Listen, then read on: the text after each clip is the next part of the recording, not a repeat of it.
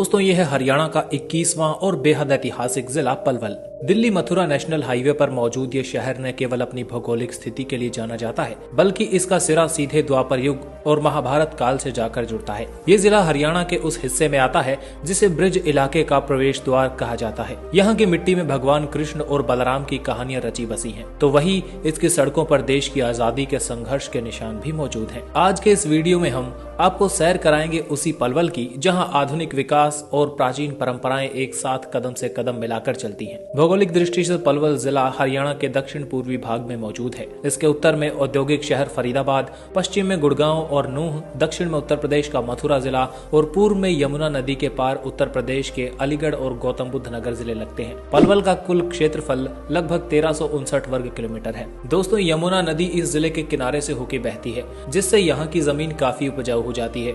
यहाँ की मुख्य फसलों में गेहूं, सरसों, गन्ना और कपास शामिल है। आपको जानकर हैरानी होगी कि पलवल को हरियाणा के कपास व्यापार का एक प्रमुख केंद्र भी माना जाता है। पलवल का इतिहास किसी फिल्मी स्क्रिप्ट से कम नहीं है। पौराणिक कथाओं के अनुसार इस शहर का नाम पलवासुर नाम के एक असुर के नाम पर पड़ा, जो पांडवों के समय यहाँ शासन करता था। कहा जाता है कि भगवान श्री कृष्ण के बड़े भाई बलराम दाऊ जी उस राक्षस का वध कर इस इलाके को उसके आतंक से मुक्त कराया था। इस जीत की याद में आज भी यहाँ बलदेव छठ का विशाल मेला लगता है। मुगल काल में ये दिल्ली और आगरा के बीच एक महत्वपूर्ण पड़ाव था, लेकिन पलवल का नाम भारतीय इतिहास के पन्नों में सुनहरे अक्षरों में तब दर्ज हुआ जब 10 अप्रैल 1919 को महात्मा गांधी को पहली बार ब्रिटिश पुलिस ने पलवल रेलवे स्टेशन से गिरफ्तार किया था। गांधी जी उस समय रॉलेट एक्ट के खिलाफ पंजाब जा रहे थे। इस घटना की याद में आज यहाँ गांधी सेवा आश्रम और एक म्यूजियम भी मौजूद है, जिसकी नींव खुद नेताजी सुभाष चंद्र बोस ने रखी थी। पलवल की संस्कृति में हरियाणा की जिंदादिली और ब्रज की मिठास का एक अनोखा संगम देखने को मिलता है। ये उत्तर प्रदेश की सीमा से लगा हुआ है, इसलिए यहाँ की बोली और खान पान पर ब्रज भाषा और संस्कृति का गहरा प्रभाव देखा जा सकता है। 2011 की जनगणना के अनुसार पलवल की जनसंख्या लगभग 10.42 लाख से ज्यादा है। यहाँ की साक्षरता दर करीब 70% है। समाज में विभिन्न धर्मों और जातियों का सुंदर मेलजोल देखने को मिलता है। यहाँ पर ज्यादातर हिंदू और मुस्लिम आबादी रहती है, जो वर्षों से भाईचारे के साथ रह रहे हैं। जिले की एक बड़ी आबादी आज भी ग्रामीण इलाकों में रहती है और खेती बाड़ी से जुड़ी है।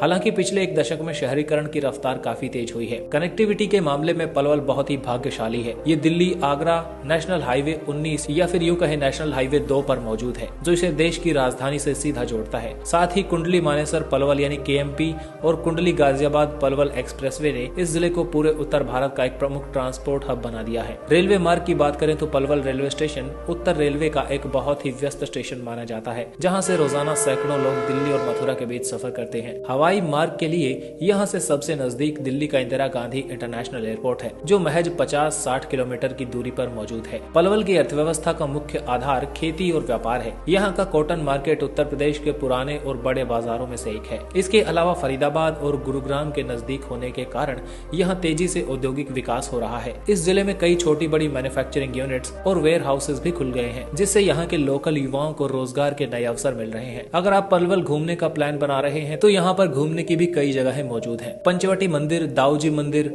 गांधी सेवा आश्रम, सती का तालाब और होडल की बावड़ी, साथ ही चमेली वन भी यहाँ पर देखने लायक जगहों में से आते हैं। पलवल एक ऐसा जिला है जो अपने जड़ों से जुड़ा हुआ है और भविष्य की ओर तेजी से बढ़ रहा है, चाहे वो महाभारत काल की गाथाएं हो या बापू के अहिंसा का संदेश। इस मिट्टी ने हर दौर को करीब से देखा है। अगर आप भी इस जिले के आसपास रहते हैं तो एक बार आपको यहाँ पे जरूर जाना चाहिए। आज की वीडियो में इतना ही। अगर ये वीडियो आपको पसंद आया तो लाइक करें और अपने शहर के बारे में ऐसी कहानियां सुनने के लिए चैनल को सब्सक्राइब करें। धन्यवाद।